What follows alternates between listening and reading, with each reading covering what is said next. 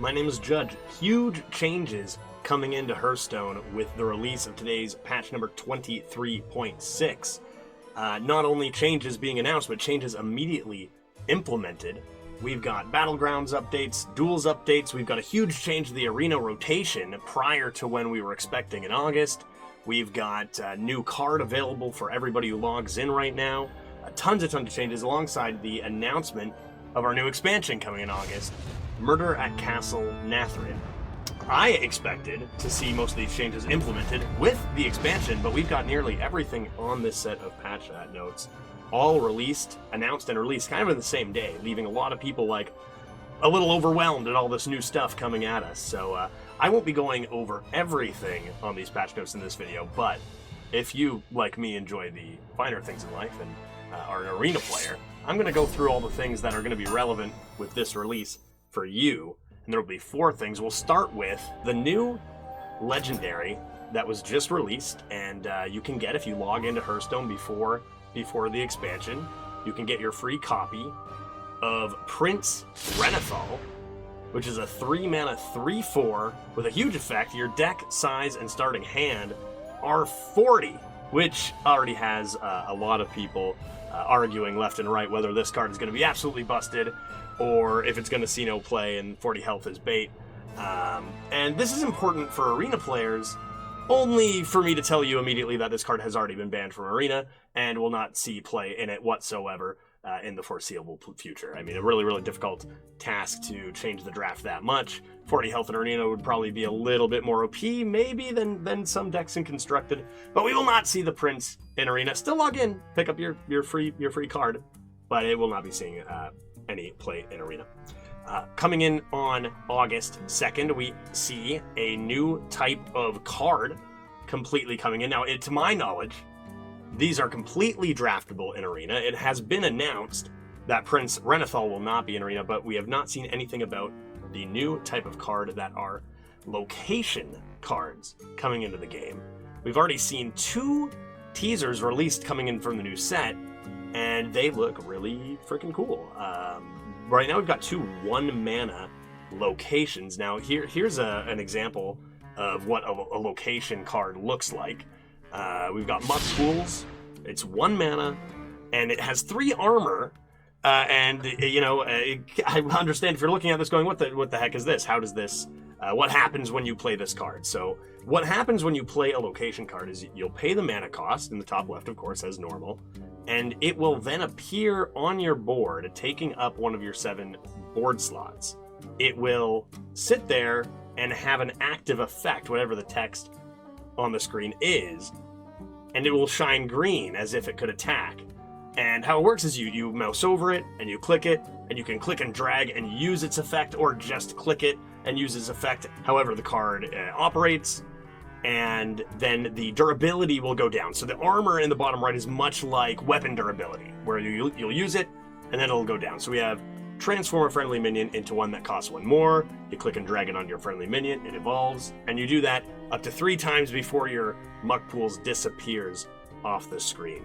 So right away we see a card like we just have never seen before in Hearthstone, and it's one that I think could have a huge impact if and I don't see why they wouldn't allow these in arena.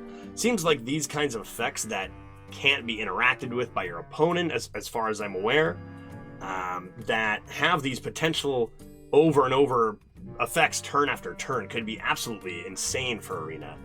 In arena, just developing your board a little bit more, squeezing that much more tempo or that much more value out of a card is way more impactful than if you were doing the same in standard. So I think that even some of these cards, like for 1 mana you get 3 evolves, might be a waste of space in your constructed deck if it doesn't contribute to winning immediately, but in arena that's going to be a lot of value. That's going to be a lot for 1 mana.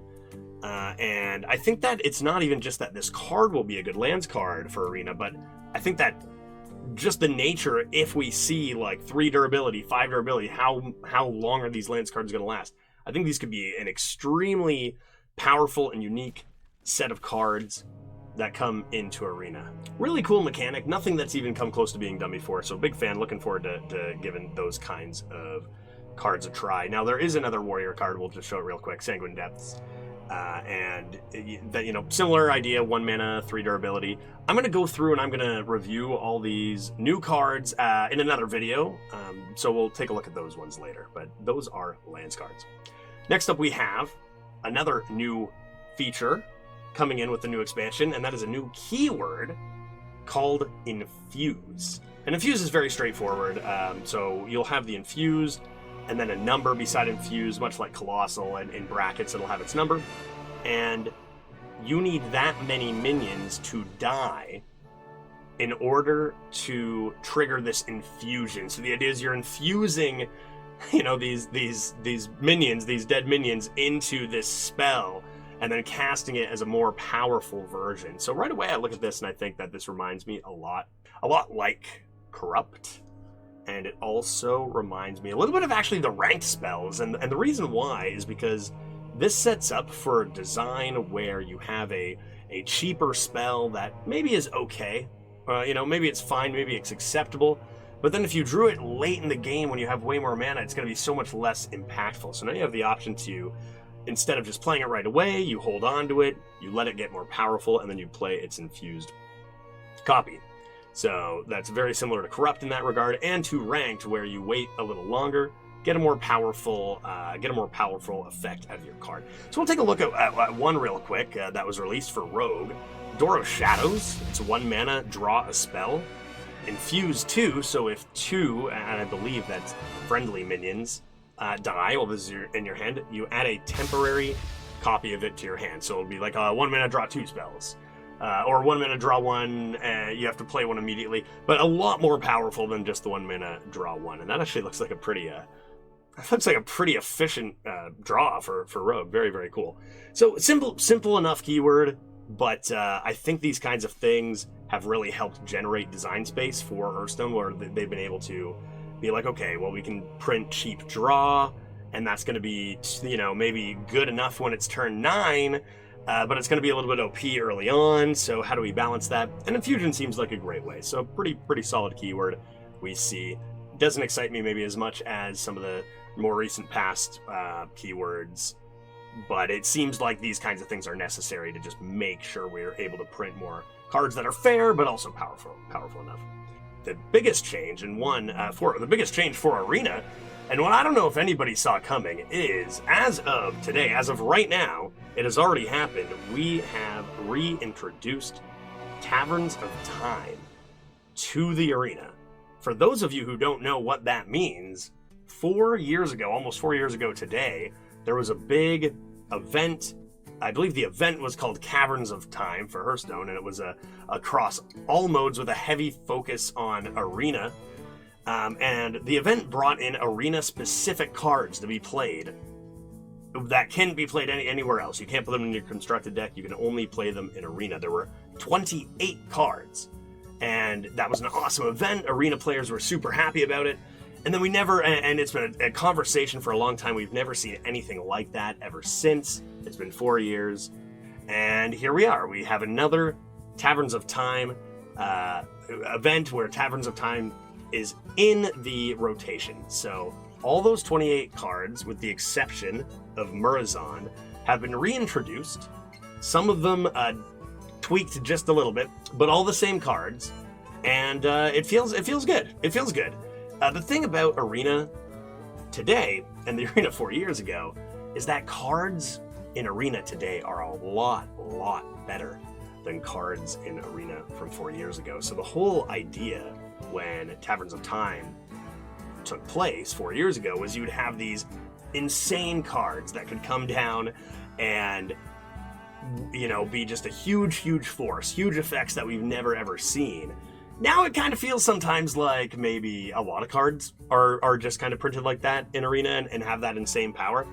And I think that's why we see a lot of changes to a lot of these cards.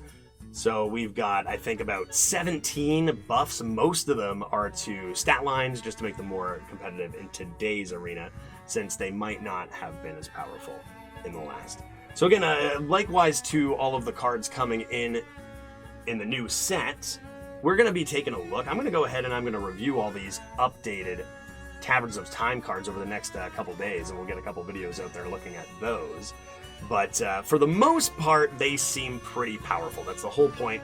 Print a lot of busted cards. I will note, I feel like I owe it to you to warn you about a particular card. You'll notice on the list of updates that Cavern Dreamer, a former 2-mana 1/3 mage minion, gained 1 health and actually went to a 1/4. But apparently, from what I've heard already, this being the first day of Taverns of Time coming out, that this card is actually 1 mana. So from a 2-mana 1/3 went to a 1-mana 1/4. And that's insane. That card was kind of like something that every Arena player just remembered from 4 years ago, and it was kind of like, that event was fun, but caverns, you know? So look out for that one. That's going to be an insanely powerful card. Not sure if it was intended to be printed at 1 in this case, as the notes from Matt London here only say it's gone up 1 health. But there's a lot of crazy power cards here that I think are going to be a ton of fun to play. As far as I'm aware, it seems likely that this will keep going until the new expansion, until August 2nd, as they usually update what sets are in Arena at expansion time. So I'm guessing that we will have about 4 or 5 weeks of this before Taverns of Time goes away. So plenty of time to get in there and try to get a lot of those fancy new cards. So really looking forward to that.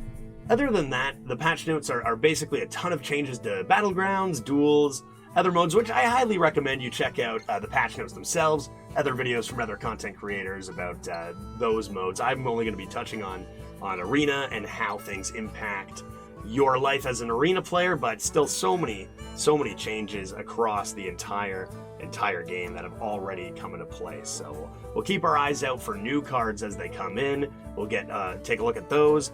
And stay tuned. In the next couple days, we'll have a full review of all of these, I believe now, 27 Taverns of Time Arena cards, because most of them you'll be just slam picking, but there are some that still don't really hold up to today's power level.